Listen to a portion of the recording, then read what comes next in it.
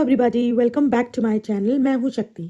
So last video में हमने psychological data collect करने के दो सबसे इंपॉर्टेंट मेथड्स कवर करे थे, observational method and experimental method. साथ ही हमने ये समझा था कि इंडिपेंडेंट वेरिएबल क्या होता है, डिपेंडेंट वेरिएबल्स क्या होते हैं और experimental group and control group क्या होता है। आई होप आप लोगों ने वो वीडियो देखी होगी एंड आपको समझ में आया होगा। अगर वो वीडियो नहीं देखी है तो डिस्क्रिप्शन बॉक्स में उसका लिंक है, आप वहां से जाके देख सकते हैं। आज के वीडियो में हम बाकी के मेथड्स को सिंपल, क्लियर और एग्जाम फ्रेंडली वे में कवर करने की कोशिश करेंगे। So without much ado, let's start this video. Correlational research method. So अगर हमको ये जानना होता है कि किसी दो एंटिटी, किसी दो चीज़ों के बीच में कोई रिलेशनशिप है कि नहीं है, तो हम क्या करते हैं, कोरिलेशनल रिसर्च मेथड यूज़ करते हैं। यहाँ पर इस मेथड को यूज़ करने की वजह से हम किसी दो चीज़ों के बीच में केवल ये जान पाते हैं कि रिलेशनशिप है कि नहीं है। कॉज एंड इफेक्ट का जो एक कंडीशन होती है या कॉज एंड इफेक्ट वाला जो फैक्टर है वो इस्टेब्लिश नहीं कर रहे हैं कि एक एंटिटी या एक वेरिएबल अगर हम घटा रहे हैं या बढ़ा रहे हैं तो उसका इफेक्ट दूसरे वेरिएबल पे पड़ रहा है कि नहीं पड़ रहा है। नहीं, हम ये नहीं जान रहे। हम क्या जान रहे हैं कि क्या वेरिएबल ए और वेरिएबल बी आपस में रिलेटेड है कि नहीं है, और अगर रिलेटेड है तो किस तरह का रिलेशनशिप है। क्या ये पॉजिटिव रिलेशनशिप है, क्या ये नेगेटिव रिलेशनशिप है, क्या जीरो कोई रिलेशनशिप नहीं है, हम ये जानते हैं।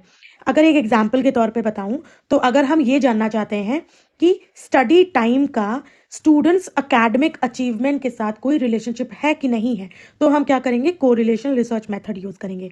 यहाँ पर दो वेरिएबल्स निकल के आते हैं। पहला वेरिएबल हो जाएगा स्टडी टाइम, दूसरा वेरिएबल हो जाएगा एकेडमिक अचीवमेंट। और हम क्या कर रहे हैं, इस मेथड के थ्रू इन दो वेरिएबल्स के बीच में रिलेशनशिप है कि नहीं है ये एस्टैब्लिश करने की कोशिश कर रहे हैं या ये पता लगाने की कोशिश कर रहे हैं।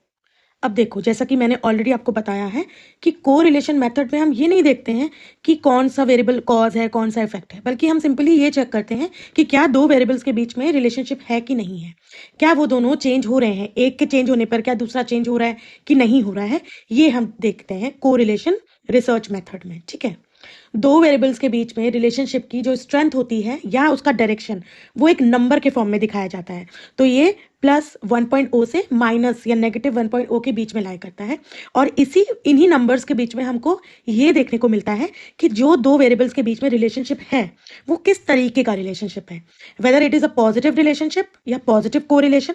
तो अगर पॉजिटिव कोरिलेशन है तो क्या हो जाएगा, वो +1 के फॉर्म में होगा।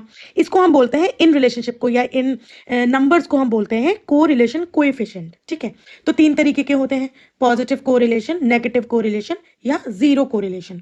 पॉजिटिव कोरिलेशन में क्या हो जाएगा, पॉजिटिव होगा, एक वेरिएबल बढ़ रहा है तो दूसरा भी बढ़ रहा है, एक घट रहा है तो दूसरा भी घट रहा है। मतलब अगर 1 घंटा स्टडी टाइम है तो 1 मार्क्स, लेट से कि अगर 1 आवर का स्टडी टाइम है तो 1 मार्क्स मिल रहे हैं, ऐसा कुछ सिंपल है। एक डायरेक्शन में दोनों बढ़ रहे हैं। ठीक है, तो ये क्या हो जाएगा, पॉजिटिव कोरिलेशन हो जाएगा, जहां पर दोनों के दोनों जो वेरिएबल्स हैं वो सेम डायरेक्शन में बढ़ रहे हैं या सेम डायरेक्शन में चेंज हो रहे हैं, नॉट बढ़ रहे हैं बट चेंज हो रहे हैं।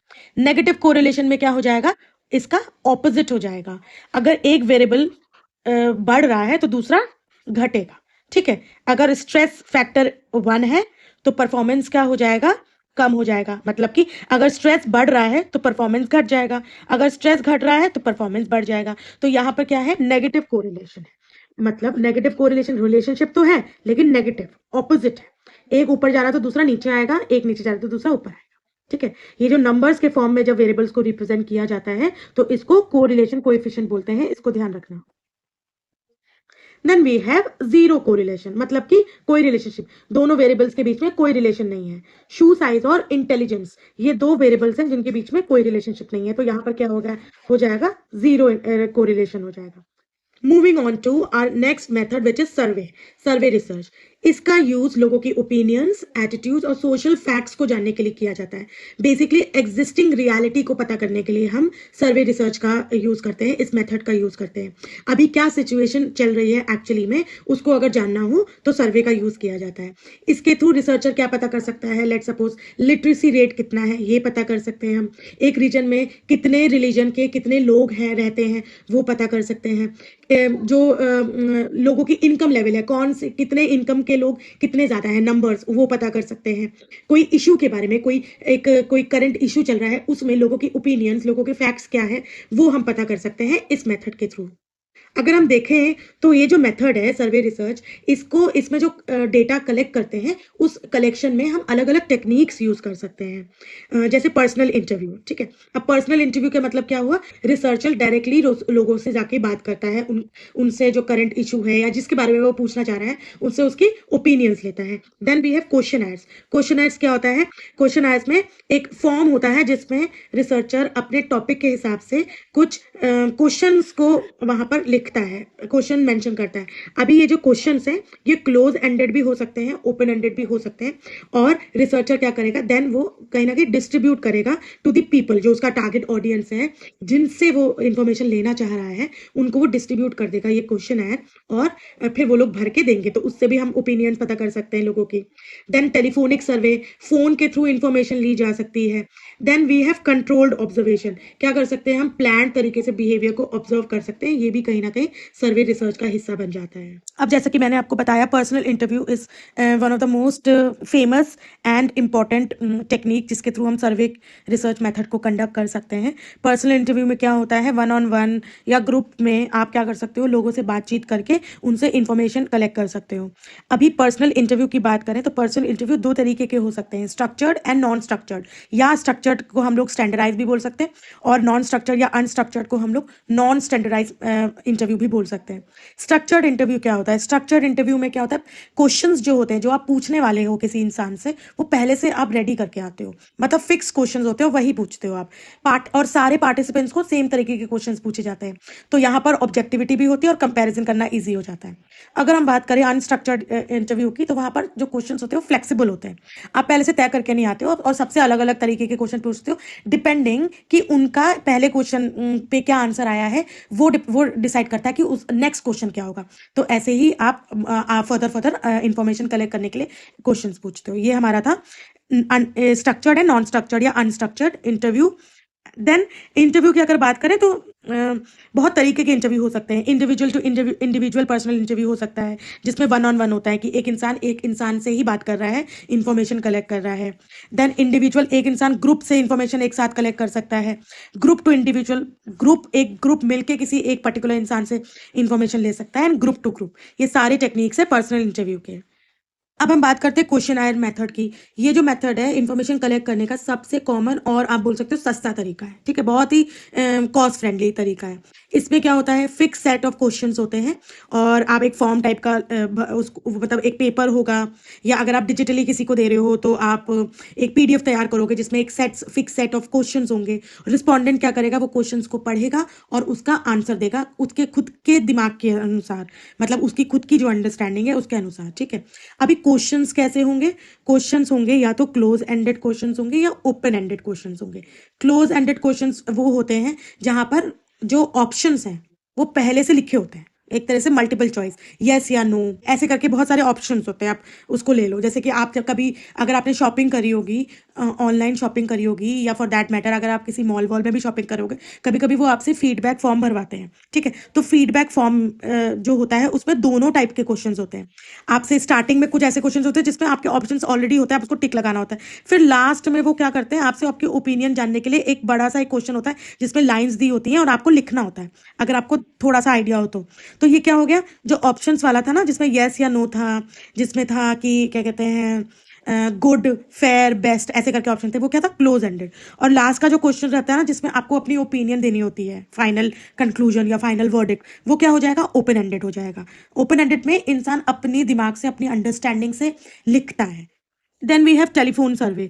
अब टेलीफोन के थ्रू या ऑनलाइन के थ्रू जब आप कोई सर्वे कंडक्ट करते हो तो टेलीफोनिक सर्वे हो जाता है। आप फ़ोन के थ्रू उनसे बात कर सकते हो, SMS के थ्रू उनसे बात कर सकते हो।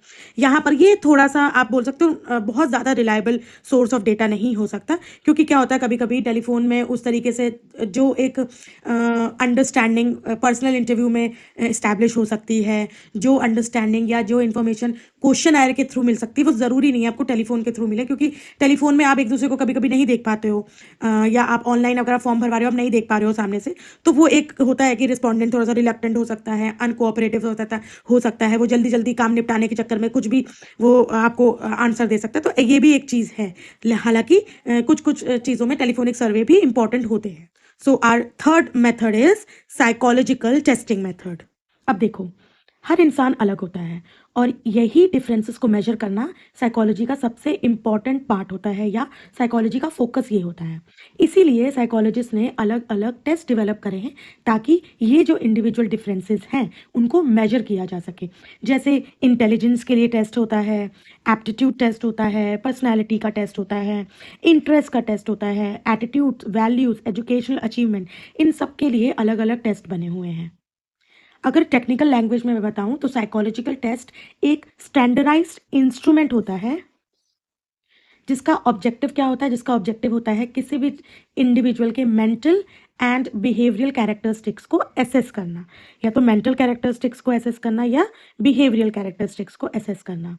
यहाँ पर जो स्टैंडर्डाइज्ड है, इस टर्म का मतलब क्या होता है? इस टर्म का मतलब होता है कि टेस्ट सबके लिए सेम रूल्स देगा। मतलब जो भी, जैसे अगर एक ही टेस्ट 4 लोगों पे अप्लाई हो रहा है तो ऐसा नहीं कि 4 अलग अलग रूल्स होंगे, रूल सबके लिए सेम होंगे, वो टेस्ट को कंडक्ट करने का तरीका सबके लिए सेम होगा, इंस्ट्रक्शन सबके लिए सेम होंगे, स्कोरिंग मेथड सबके लिए सेम होगा। यही होता है स्टैंडर्डाइजेशन। इससे क्या मिलता है? इससे हमको मिलता है fair results and reliability. Objectivity का क्या मतलब है?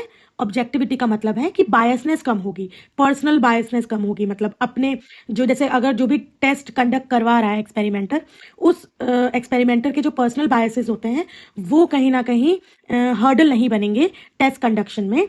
स्कोरिंग फिक्स्ड रूल्स के थ्रू होगी तो स्कोरिंग में कोई बायसनेस या पार्शियलिटी नहीं हो सकती। एग्जामिनर या रिसर्चर की जो पर्सनल ओपिनियंस होती हैं वो उस जो टेस्ट होता है उस पर हावी नहीं होंगी। अब ऑब्जेक्टिविटी इंश्योर कैसे करें? मतलब ये कैसे इंश्योर करें कि टेस्ट ऑब्जेक्टिव होना चाहिए, ऑब्जेक्टिविटी होनी चाहिए उसमें? सिंपल है इसका तरीका। जो टेस्ट के जो वर्डिंग्स हैं, उनका जो इंस्ट्रक्शंस हैं वो क्लियर होने चाहिए। सेम इंस्ट्रक्शंस अगर 2 अलग अलग लोग पढ़ रहे हैं तो उसका जो इंटरप्रिटेशन है वो सिमिलर होना चाहिए। ऐसा नहीं होना चाहिए कि एक इंसान उस पर्टिकुलर इंस्ट्रक्शन से कुछ और समझ रहा है, दूसरा इंसान कुछ और समझ रहा है। Procedure of administering the test, जो टेस्ट कंडक्ट करने का जो प्रोसीजर होता है, जैसे environmental conditions, time limit, mode of administration, ये सब प्रॉपर होना चाहिए, सेम होना चाहिए। Procedure of scoring of the participant response need to be describe, ये सारी चीज़ें पहले से डिस्क्राइब होनी चाहिए और सिमिलर होनी चाहिए, तब जाके ऑब्जेक्टिविटी इंश्योर होगी। अब देखो, कंस्ट्रक्शन ऑफ टेस्ट की अगर बात करें, यानी कि टेस्ट बनाने का तरीका, वो कोई रैंडम काम नहीं होता है, सिस्टमेटिक प्रोसेस है। स्टेप बाय स्टेप एक प्रोसीजर है जिसके थ्रू हम किसी भी टेस्ट को कंडक्ट करते हैं या क्रिएट करते हैं, आप बोल सकते हो। ठीक है, detail analysis of the items होना चाहिए। एंड वो, अब डिटेल एनालिसिस ऑफ आइटम्स का मतलब है कि टेस्ट का जो हर क्वेश्चन है उसको हम आइटम बोल रहे हैं, वो केयरफुली चेक किया जाता है। उसमें देखा जाता है कि क्वेश्चन क्लियर है कि नहीं है, क्वेश्चन रेलेवेंट है कि नहीं है। ठीक है, फिर टेस्ट रिलायबल भी होना चाहिए, वैलिड भी होना चाहिए, नॉर्म्स भी फुलफिल होनी चाहिए। तो ये सारी चीज़ें इंपॉर्टेंट होती हैं when you are creating a test. ठीक है, what is reliability, what is validity, what is norm, ये अब हम पढ़ते हैं। रिलायबिलिटी, अब देखो, रिलायबिलिटी का मतलब होता है consistency of scores obtained by an individual on the same test on 2 different occasions। मतलब सेम पर्सन सेम टेस्ट को अगर 2 अलग अलग टाइम पे करे और दोनों टाइम पे जो स्कोर है, जो रिजल्ट है वो सेम आए, दैट मीन्स कि जो टेस्ट है वो रिलायबल है। ठीक है, आज आपने एक इंटेलिजेंस टेस्ट दिया, उसका स्कोर आया 85, देन आपने 20 दिन बाद सेम टेस्ट को फिर से दिया और तब भी स्कोर 84, 86 ऐसे आ रहा है नियर बाय, तो दैट मीन्स कि वो जो टेस्ट है वो रिलायबल है। आज आपने जो टेस्ट दिया उसमें आपका स्कोर 85 है और आपने 20 दिन बाद या 10 दिन बाद वापस से सेम टेस्ट को कंडक्ट करा जिसमें आपका स्कोर 50 या 60 आ रहा है, तो तब आप समझ लो कि आपका जो टेस्ट है वो रिलायबल नहीं है। तो रिलायबिलिटी का मतलब होता है कंसिस्टेंसी इन स्कोर्स।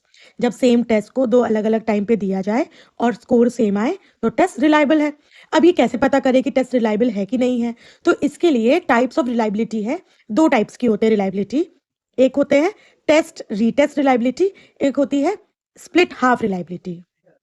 टेस्ट और रीटेस्ट रिलायबिलिटी क्या होती है? जैसे आपको नेम से समझ में आ रहा होगा, टेस्ट का फिर से retest, same test, same students, 2 different occasions. ठीक है, आज ए ग्रुप ने एक टेस्ट दिया, ठीक है, 1, सेम ए ग्रुप ने कुछ दिन बाद सेम टेस्ट दिया, ठीक है, टेस्ट रीटेस्ट यही होता है, ओकेजन्स अलग है, ग्रुप सेम है, जिसने टेस्ट दिया वो सेम है, और टेस्ट जो है वो भी सेम है, लेकिन टाइम अलग है। दोनों टाइम पे अगर स्कोर्स सेम आ रहे हैं, अप्रोक्सीमेटली सेम है, सिमिलर है, 85 आज है तो 84 या 86 बाद में होगा, तो दैट मीन्स कि आपका जो टेस्ट है वो रिलायबल है। इसका और भी मतलब एक निकल के आता है कि जो टेस्ट है वो विद टाइम्स स्टेबल है, उस मतलब ऐसा नहीं है कि टाइम चेंज हो रहा है तो टेस्ट के स्कोर्स चेंज हो रहे हैं, टाइम चेंज हो रहा है तो टेस्ट के स्कोर अनस्टेबल है, ये नहीं है। टाइम चेंज हो रहा है लेकिन टेस्ट के स्कोर सेम है, स्टेबिलिटी है उनमें, कंसिस्टेंसी है उनमें, दैट मीन्स कि रिलायबिलिटी है। स्प्लिट हाफ रिलायबिलिटी, ये जो रिलायबिलिटी है इसमें क्या है, इसमें एक टेस्ट को दो इक्वल पार्ट्स में डिवाइड किया जाता है। जैसे एक टेस्ट में कुछ क्वेश्चंस है तो ऑड क्वेश्चंस को अलग कर दिया जाएगा, इवन क्वेश्चंस को अलग कर दिया जाएगा, फिर दोनों पार्ट्स के जो स्कोर्स हैं उनको कंपेयर किया जाएगा। अगर दोनों पार्ट्स या दोनों हाफ्स के जो स्कोर्स हैं वो अप्रोक्सीमेटली सिमिलर आ रहे हैं तो यहाँ पर रिलायबिलिटी है, इंटरनल कंसिस्टेंसी है। ऑल दो रिलायबिलिटी एंड वैलिडिटी ये बहुत ही डिफरेंट टफ टॉपिक्स भी हैं, आप बोल सकते हो, एंड इंपॉर्टेंट टॉपिक्स भी हैं when it comes to testing, psychological testing. तो इसके लिए मैं एक वीडियो लाऊंगी जिसमें हम और डिटेल में बात करेंगे, लेकिन आज मैं थोड़ा सा ओवरव्यू दे रही हूँ आपको इस पर्टिकुलर वीडियो के अंदर। अब हम बात करते हैं वैलिडिटी की। देखो, टेस्ट की रिलायबिलिटी तो समझ में आ गई कि उसका जो स्कोर है, जब टेस्ट हम कंडक्ट करते हैं दो अलग अलग टाइम पे सेम इंसान पे सेम टेस्ट को कंडक्ट किया जाता है, तो अगर उसका स्कोर सिमिलर आ रहा है अप्रोक्सीमेटली, तो दैट मीन्स कि वो कंसिस्टेंट है टेस्ट, वो रिलायबल है टेस्ट। लेकिन टेस्ट का केवल रिलायबल होना काफी नहीं होता, टेस्ट को वैलिड होना भी उतना ही जरूरी है। अब वैलिडिटी का मतलब क्या है? वैलिडिटी का मतलब है कि टेस्ट जिस चीज के लिए बना है, जो वो क्लेम कर रहा है कि वो चीज वो मेजर कर रहा है, क्या वो सच में वो चीज मेजर कर रहा है? मतलब कि अगर कोई टेस्ट ये क्लेम करता है कि वो इंटेलिजेंस टेस्ट है, कि वो इंटेलिजेंस मेजर कर सकता है, क्या वो सच में इंटेलिजेंस मेजर कर रहा है? तो अगर यस, हाँ, कि वो सच में इंटेलिजेंस मेजर कर रहा है, दैट मीन्स कि वो वैलिड भी है। अगर टेस्ट जो मेजर करने के लिए बना है वही चीज वो एक्यूरेटली मेजर कर रहा है, तो टेस्ट वैलिड कहलाता है। फॉर एग्जाम्पल, अगर आपने कोई इंटेलिजेंस टेस्ट दिया या मैथमेटिक्स का कोई अचीवमेंट टेस्ट दिया है और वो सच में मैथ्स की एबिलिटी को मेजर कर रहा है, इंटेलिजेंस को मेजर कर रहा है, उसके अंदर जो भी पॉइंट्स दिए हैं, जो भी एक्टिविटीज हैं या जो भी क्वेश्चंस हैं, वो इंटेलिजेंस को मेजर करने के लिए बने हैं, मैथमेटिकल एबिलिटी को मेजर करने के लिए बने हैं, ठीक है। अगर कोई लैंग्वेज वाला टेस्ट है जिसकी हेल्प से हम लैंग्वेज को मेजर कर रहे हैं, तो एक्चुअली में उसको कंडक्ट करने के बाद हम एक्चुअली में बता पा रहे हैं कि हाँ, ये जो इंसान है वो इस लैंग्वेज में प्रोफिशिएंट है, कितना प्रोफिशिएंट है, किस लेवल का प्रोफिशिएंट है। अगर ये सारी चीजें वो टेस्ट बता पा रहा है, दैट मीन्स कि वो टेस्ट वैलिड है। रिलायबिलिटी का मतलब होता है कंसिस्टेंसी। एक टेस्ट सेम इंसान दो अलग अलग टाइम पे करे और स्कोर सेम आए तो रिलायबल है टेस्ट। वैलिडिटी का मतलब होता है कि the test is measuring what it claims to measure, वो वही चीज मेजर कर रहा है और एक्यूरेटली मेजर कर रहा है जिस चीज को वो क्लेम कर रहा है कि वो मेजर, कि वो उसके लिए बना है, ठीक है। तो यहां पर क्या आ जाएगा? वैलिडिटी का मतलब हो गया करेक्टनेस, ठीक है। आई होप आपको ये चीज समझ में आई होगी। अब हम बात करते हैं नॉर्म्स की। देखो, टेस्ट के अगर नॉर्म्स डेवलप होंगे तो जो टेस्ट है वो क्या बनेगा? वो स्टैंडर्डाइज बनेगा। स्टैंडर्डाइजेशन का मतलब क्या है? स्टैंडर्डाइजेशन का सिंपल मतलब होता है कि टेस्ट सबके लिए एक जैसे रूल्स और प्रोसीजर्स के साथ यूज किया जाए ताकि रिजल्ट्स फेयर हो, रिलायबल हो, कंपेरेबल हो।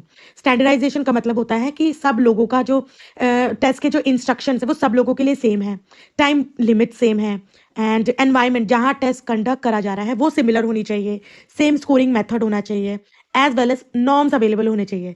इस और ये सब अगर सेम होगा तो हम ये कह सकते हैं कि जो टेस्ट है वो स्टैंडर्डाइज्ड है। और किसी भी फिजिकल साइकोलॉजिकल टेस्ट का स्टैंडर्डाइज्ड होना भी उतना ही जरूरी है जितना उसका ऑब्जेक्टिव होना जरूरी है, जितना उसमें रिलायबिलिटी होना जरूरी है, जितना उसमें वैलिडिटी होना जरूरी है, उतना ही इस टेस्ट को स्टैंडर्डाइज होना भी जरूरी है। अब हम बात करते हैं नॉर्म्स की कि नॉर्म क्या होता है। देखो, नॉर्म का सिंपल मतलब अगर मैं बोलूं तो एवरेज परफॉर्मेंस स्टैंडर्ड। एक टेस्ट का एवरेज परफॉर्मेंस स्टैंडर्ड क्या है? अगर हमको एवरेज परफॉर्मेंस स्टैंडर्ड मिल जाएगा तो कंपेयर करना इजी हो जाएगा, ठीक है। फॉर एग्जांपल, अगर 100 स्टूडेंट्स टेस्ट को कंडक्ट कर रहे हैं और उनका एवरेज स्कोर 60 आया है, उनमें से किसी एक स्टूडेंट का अगर स्कोर 75 है, तो हम ये कह सकते हैं ना कि स्टूडेंट का जो एवरेज परफॉर्मेंस था, जो स्टूडेंट्स का जो परफॉर्मेंस था वो एवरेज से अच्छा था। अब एवरेज से अच्छा ये कंपैरिजन कब आएगा? जब नॉर्म्स डेवलप हो जाएंगे उस पर्टिकुलर टेस्ट के। अब एक और सिंपल तरीके से समझो नॉर्म क्या होता है। देखो, टेस्ट बनाया गया, एक साइकोलॉजिकल टेस्ट क्रिएट करा गया, ठीक है, या डेवलप करा गया। उस ऑब्वियसली क्योंकि टेस्ट बना है तो बहुत सारे लोग उस टेस्ट को कंडक्ट करेंगे, बहुत सारे लोग अपीयर होंगे उस टेस्ट के लिए, एज ग्रुप्स अलग अलग होगा, उन सबका जो स्कोर है वो कलेक्ट किया जाएगा, उस स्कोर का एवरेज निकाला जाएगा। Now this average becomes the norm of the test. अब ये नॉर्म क्यों हेल्प करता है? ये जो नॉर्म्स होते हैं ये कंपेयर करने में हेल्प करते हैं, इंटरप्रेट करने में हेल्प करते हैं इंडिविजुअल टेस्ट स्कोर को, ताकि हमको ये पता चल सके कि जो भी इंसान परफॉर्म कर रहा है उसकी परफॉर्मेंस कितनी अच्छी या कितनी बुरी है। तो उसके लिए हमको ये पता होना चाहिए कि एवरेज क्या है। ठीक है, तो ये होते हैं नॉर्म्स फॉर द टेस्ट। अब देखो, साइकोलॉजिकल जो टेस्ट होते हैं वो अलग अलग बेसिस पे क्लासिफाई किए जाते हैं, ताकि ये समझा जा सके कि कौन सा टेस्ट किस सिचुएशन में यूज होगा या किस सिचुएशन में सूटेबल होगा। For that we have verbal test, ठीक है, non verbal test and performance test. Verbal test क्या होते हैं? जो ऐसे टेस्ट जो किसी क्वेश्चंस मतलब जो क्वेश्चंस होते हैं वो किसी लैंग्वेज में लिखे जाते हैं। एक पेपर होगा या जो भी टेस्ट का जो एक फॉर्मेट होता है वो किसी लैंग्वेज में लिखा गया होगा, B it in Hindi, English और एनी अदर रीजनल लैंग्वेज। ठीक है, और इसके लिए जो भी इंसान उस टेस्ट को दे रहा है उसको लिटरेट होना जरूरी, ताकि वो पढ़ सके। For example, written intelligence test या एनी रिटन टेस्ट, उसको हम वर्बल टेस्ट बोलेंगे। नॉन वर्बल की बात करें कि जो क्वेश्चंस होंगे टेस्ट के वो किसी लैंग्वेज में नहीं होंगे, वो सिंबल्स के फॉर्म में होंगे, पिक्चर्स के फॉर्म में होंगे, फिगर्स के फॉर्म में होंगे। यहाँ पर इंसान जो टेस्ट दे रहा है उसका पढ़ा लिखना होना जरूरी नहीं, लेकिन उसको हाँ इतना समझ में आना चाहिए कि सर्कल अगर दिया है तो वो सर्कल है, वो स्क्वायर है। ठीक है, तो जैसे पिक्चर कंप्लीशन टेस्ट होता है ना, या जैसे सपोज पजल टेस्ट होता है, कोई पैटर्न टेस्ट है, तो वो नॉन वर्बल टेस्ट में आ जाएगा। Then we have performance test. Performance test क्या होता है? टेस्ट में किसी ऑब्जेक्ट को लेट से मूव करना है, उनको अरेंज करना है, तो यहाँ पर आपकी परफॉर्मेंस को जज किया जाता है ना, उसको गेज किया जाता है। यहाँ पर प्रैक्टिकलिटी ज़्यादा ज़रूरी है। तो एग्जाम्पल के तौर पे कोई ब्लॉक्स हैं, उनको ऑर्डर्स में लगाना, उनको अलग अलग तरीके से लगाना है, तो वो परफॉर्मेंस टेस्ट हो जाएगा। देन मोड ऑफ एडमिनिस्ट्रेशन के बेसिस पे भी कुछ टेस्ट होते हैं क्लासीफाई। इंडिविजुअल टेस्ट हो गया, देन ग्रुप टेस्ट हो गया। इंडिविजुअल टेस्ट, टेस्ट एक ही पर्सन को दिया जाता है, रिसर्चर फेस टू फेस बैठकर टेस्ट को कंडक्ट करता है और रिस्पॉन्स जो भी होगा उसको नोट किया जाएगा। Then we have group test. Group test का क्या मतलब हुआ? टेस्ट एक साथ बहुत सारे लोगों का हो रहा है, ठीक है, और जो इंस्ट्रक्शंस है वो प्रॉपरली लिखे होते हैं, और जो टेस्ट टेकर है वो इंस्ट्रक्शंस पढ़ के वो जो टेस्ट है वो उस पर जो भी क्वेश्चन थे उसका आंसर देता है। तो यहाँ पर जैसे कि कोई भी लेट से कोई पोस्ट के लिए कोई एग्जाम्स होते हैं ना, स्कूल के लिए एंट्री, जो स्कूल में जो एडमिशन के लिए एग्जाम्स होते हैं, किसी यूनिवर्सिटी में जो टेस्ट होते हैं, उसको आप बोल सकते हो ग्रुप टेस्ट है, क्योंकि सब एक साथ दे रहे हो exam. Then difficulty and time के बेसिस पे भी टेस्ट हो सकते हैं। We have speed test, we have power test, ठीक है, तो ये भी है power test, speed test. Speed test पे क्या होता है? फिक्स टाइम लिमिट होती है, सारे क्वेश्चंस सेम लेवल के होते हैं, और यहाँ पर क्या होता है कि आप कितनी स्पीड में वो टेस्ट दे पा रहे हो, तो वो स्पीड डिसाइड करती है कि आप लाइक जो भी टेस्ट की स्कोरिंग होगी will depend on the amount of time that you are taking to complete that test. Then we have power test. Power test पे क्या होगा? जो टाइम लिमिट होगी वो नहीं होगी, एंड जो टेस्ट होगा वो एक्चुअल आपकी जो एबिलिटी है, वो पावर है, मे बी रीजनिंग पावर, आपका जो कोई भी चीज़ को रीजन करने की पावर होती है, आपके कोई भी चीज़ को एनालाइज करने की पावर होती है, वो टेस्ट कर सकता है, राइट। तो यहाँ पर power test. Moving on to our next method which is case study method. Case study method में हम क्या करते हैं? हम किसी एक पर्टिकुलर पर्सन, चाइल्ड, फैमिली या किसी सिचुएशन को बहुत गहराई से स्टडी करते हैं, ठीक है, और इस मेथड का जो फोकस होता है वो क्या होता है, या मोटिव क्या होता है? In depth study, surface level पे नहीं, बिल्कुल डिटेल में, बिल्कुल अंदर जाके उस पर्टिकुलर पर्सन या फैमिली या सिचुएशन के बारे में पूरा इन एंड आउट स्टडी करना, ये होता है केस स्टडी, ठीक है। अब केस स्टडी मेथड करता क्या है? क्या करते हैं रिसर्चर? क्या करता है ऐसे में? रिसर्चर केसेस चूज करता है, कोई एक यूनिक लेट से कोई केस है उसको चूज कर लेगा, और फिर क्या करेगा? उसमें बहुत गहराई से उसके अंदर तक जाएगा, गहराई में जाएगा कि वो केस क्या है, कहाँ उसका रूट कॉज क्या है, कहाँ से वो प्रॉब्लम स्टार्ट हुआ, उसका बैकड्रॉप क्या है, और कौन कौन से सिचुएशंस, कौन कौन से फैक्टर्स इन्वॉल्व हैं, ये क्यों हुआ, देन रिजल्ट क्या निकला, क्या निकल सकता था, बहुत सारी चीज़ें इसमें रिसर्चर फाइंड आउट करता है, ठीक है। अब इसके लिए वो इंफॉर्मेशन कैसे कलेक्ट करेगा? केस स्टडी, क्योंकि एक सिंपल ये बोल सकते हो कि उसमें किसी को एक पर्सन किसी एक सिचुएशन के साथ एक बहुत लॉन्ग टर्म, बहुत फोकस के साथ उसमें स्टडी करी जाती है, तो रिसर्चर इंफॉर्मेशन कलेक्ट करने के लिए इंटरव्यू का यूज़ कर सकता है, ऑब्जर्वेशन मेथड का यूज़ कर सकता है, साइकोलॉजिकल टेस्ट का यूज़ कर सकता है। Then we have quantitative method. Quantitative method का मतलब बेसिकली होता है कि ऐसा रिसर्च जिसमें हम डेटा को नंबर्स में मेजर करते हैं। एंड इस मेथड में साइकोलॉजिकल टेस्ट, क्वेश्चनर्स और स्ट्रक्चर्ड इंटरव्यूज जैसे टूल्स को यूज़ किया जाता है। क्वांटिटेटिव मेथड क्या होता है? क्वांटिटेटिव मेथड्स में क्लोज एंडेड क्वेश्चन ज़्यादा होते हैं, मतलब कि पहले से ही ऑप्शंस होंगे और जो भी रिस्पोंडेंट होगा वो उन्हीं ऑप्शंस में से अपना आंसर, सही आंसर जो भी उसको लगता है कि वो करेक्ट आंसर है, उसको चूज करके अपना आंसर देगा।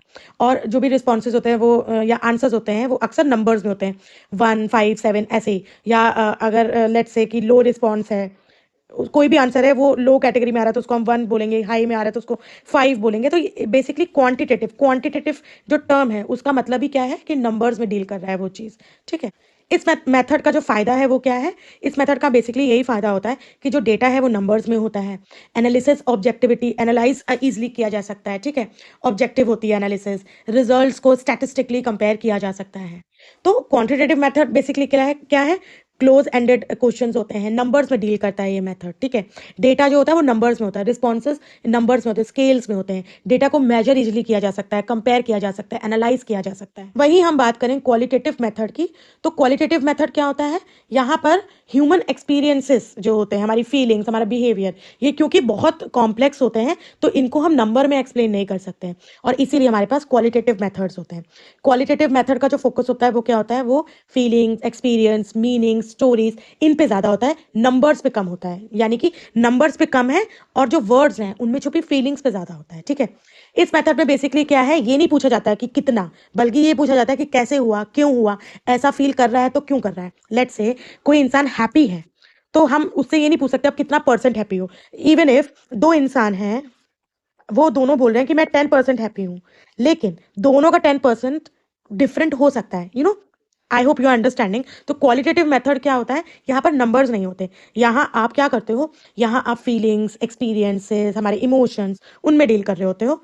जैसे फॉर एग्जाम्पल, अगर आप ये जानना चाह रहे हो कि एक माँ अपने बच्चे के लॉस के बाद क्या फील कर रही है, कैसा फील कर रही है, तो ऑब्वियसली आप उसकी सैडनेस को, उसके ग्रीफ को नंबर्स में नहीं एसेस कर पाओगे ना। आप उसको नहीं बोलोगे कि 1 से लेके 5 के स्केल में आप बताओ कि आप कितना दुखी हो, या कितना कम दुखी हो, कितना ज़्यादा दुखी हो। ऑब्वियसली उस समय जो उसकी ग्रीफ होगी वो हम क्वालिटेटिवली ही एसेस कर सकते हैं। उसकी फीलिंग्स, उसके थॉट्स, उसका जो ग्रीफ है या उसकी सफरिंग है, इन सबको हम नंबर्स में नहीं बयान कर सकते। तो यहाँ पर किसका इंपॉर्टेंट रोल आ जाता है? क्वालिटेटिव मेथड का। क्वालिटेटिव मेथड की बात करें तो जैसे क्वांटिटेटिव मेथड में क्लोज एंडेड क्वेश्चंस थे ना, आपके पास ऑप्शंस ऑलरेडी अवेलेबल थे, आप उसी में से आंसर दे रहे थे। लेकिन क्वालिटेटिव मेथड में ऑप्शंस नहीं होता, तो we have open ended questions, open ended interviews होते हैं, केस स्टडीज होती हैं, नैरेटिव्स होते हैं, लाइव स्टोरीज होती हैं, और ऑब्जर्वेशन की हेल्प से हम कोई भी चीज़ को असेस करते हैं। तो अगर मैं मोटा मोटा आपको बताऊं कि क्वालिटेटिव मेथड क्या होता है, यहाँ पर ह्यूमन एक्सपीरियंसेस, ह्यूमन फीलिंग्स, उनके इमोशंस, उस पर ज़्यादा फोकस किया जाता है। साइकोलॉजिकल फिनोमिना जो होते हैं उस पर ज़्यादा फोकस किया जाता है, rather than data and numbers, graphs और स्केल्स, इस पे नहीं। इन सब पे फोकस करने वाला कौन सा मेथड है? Quantitative method. आई होप आपको ये चीज़ समझ में आई होगी। अब आते हैं हम अपने लास्ट टॉपिक पे, which is ethical issues in psychological research. देखो, जब हम ह्यूमंस पे रिसर्च करते हैं तो हम सिर्फ डेटा से डील नहीं कर रहे हैं, हम इंसान से डील कर रहे हैं। उसकी डिग्निटी, उसके राइट्स, इन सब का ध्यान रखना हमारा फर्ज है, मतलब कि एज अ रिसर्चर। तो सबसे पहला जो पॉइंट है विच इज वॉलंटरी पार्टिसिपेशन। जो भी रिस्पॉन्डेंट है उसकी सहमति होनी चाहिए, मतलब ये उसकी मर्जी होनी चाहिए कि वो कब एंट्री करना चाहता है, अगर करना चाहता है कि नहीं, और कब एग्जिट। ऐसा नहीं कि आप उसको किसी दबाव में, किसी आप उसको बहला फुसला के या बहुत ही जोर जबरदस्ती करके आप उसको ऑन बोर्ड कर रहे हो, एंड देन अगर वो बीच में छोड़ना चाह रहा है तो आप उसको अलाउ भी नहीं करो। नहीं, अगर वो बीच में छोड़ना चाह रहा है रिसर्च, तो ही और she is free to leave, मतलब वो कभी भी छोड़ सकता है। वॉलंटरी उसकी एंट्री होनी चाहिए, वॉलंटरी एग्जिट होनी चाहिए। Informed consent. इन्फॉर्म कंसेंट का मतलब होता है कि पार्टिसिपेंट को पहले से बताया जाए रिसर्च किस टॉपिक पे हो रही है, क्या करना है उसको, कितना टाइम लगेगा, कोई रिस्क है कि नहीं है। ये सब जानने के बाद अगर वो अपनी सहमति दे रहा है, दैट मीन्स कि वो कंसेंट उसकी वैलिड है। लेकिन अगर आपने आधी अधूरी चीजें बताई हैं, कुछ चीजें छुपा दी हैं, और तब आप उसकी कंसेंट ले रहे हो, तो ये भी पॉसिबल है ना कि जो चीजें आपने छुपाई हैं अगर वो आप उसको बताते तो क्या पता वो हाँ ही नहीं बोलता। तो अगर आप चाहते हो कि वो मतलब एथिकली आपकी रिसर्च हो, तो जाहिर सी तौर पे जो भी जिस इंसान के साथ आप रिसर्च कर रहे हो, जो भी आपका रिस्पॉन्डेंट है, आप उसको पूरी जानकारी दो, उसकी कंसेंट वैलिड होनी चाहिए, तब तभी आपकी रिसर्च भी वैलिड होगी कहीं ना कहीं। डीब्रीफिंग का मतलब होता है कि आप रिसर्च के बारे में पूरी तरीके से इंसान को, रिस्पोंडेंट को, कैंडिडेट को समझा रहे हो। जो भी क्वेश्चन है, जो भी उसके डाउट्स है, उसको क्लियर कर रहे हो। रिसर्च का, स्टडी का रियल पर्पस आप उसको बता रहे हो। कोई कंफ्यूजन अगर है तो वो क्लियर कर रहे हो। अगर कोई डिस्कम्फर्ट है उसको किसी भी चीज़ को लेकर, तो आप वो क्लियर कर रहे हो। आप ये इंश्योर कर रहे हो कि जो पार्टिसिपेंट है वो इमोशनली सेफ फील कर रहा है, तभी जाके आपकी रिसर्च एथिकल मानी जाएगी। Then sharing the result of the study. ये बहुत ज़रूरी है कि पार्टिसिपेंट्स को रिजल्ट शेयर किया जाए। पार्टिसिपेंट्स का राइट होता है कि रिसर्च का जो ओवरऑल रिजल्ट है वो जाने। Result honestly and responsibly share किया जाना ये इंपॉर्टेंट है। एज अ रिसर्चर ये आपकी ड्यूटी बनती है कि आप उनके रिसर्च, उनके जो जो भी रिजल्ट है उनको शेयर करो। एंड जो भी डेटा आपने उनसे हासिल करा है उसको मिसयूज नहीं करना और मिसयूज होने भी नहीं देना। आप इतना एंश्योरिटी दो कि आप जो भी डेटा उनसे ले रहे हो, जो भी रिस्पोंडेंट के डेटाज हैं, वो मिसयूज ना हो, ना आपके एंड से हो और ना आप ऐसा कुछ इग्नोरेंट बिहेवियर करो कि वो डेटा लीक हो जाए या एनीवेज वो मिसयूज हो जाए। ठीक है। Then confidentiality of the data source, ये भी बहुत इंपॉर्टेंट है कि आप जो भी पार्टिसिपेंट है वो उसकी आइडेंटिटी को सीक्रेट रख रहे हो, उसके नाम, पर्सनल डिटेल्स, इन सबको सबके साथ शेयर नहीं कर रहे हो। डेटा जो है केवल रिसर्च पर्पस के लिए यूज हो रहा है। ये सारी चीज़ें इंपॉर्टेंट होती है। प्राइवेसी बहुत इंपॉर्टेंट है एंड प्राइवेसी को प्रोटेक्ट करना, रिस्पोंडेंट की प्राइवेसी को प्रोटेक्ट करना, ये रिसर्चर की एथिकल ड्यूटी बनती है। So friends, this was it for today's video. I hope आपको वीडियो समझ में आई होगी, टॉपिक्स क्लियर हुए होंगे। अगर आपको कोई डाउट हो तो कमेंट सेक्शन में आप अपना डाउट मुझसे पूछ सकते हैं। सो नेक्स्ट वीडियो लेके मैं जल्दी आऊँगी। Till then stay connected with me and हाँ, वीडियो पसंद आई है तो मेरे चैनल को सब्सक्राइब करना ना भूलिएगा। So yes, bye bye.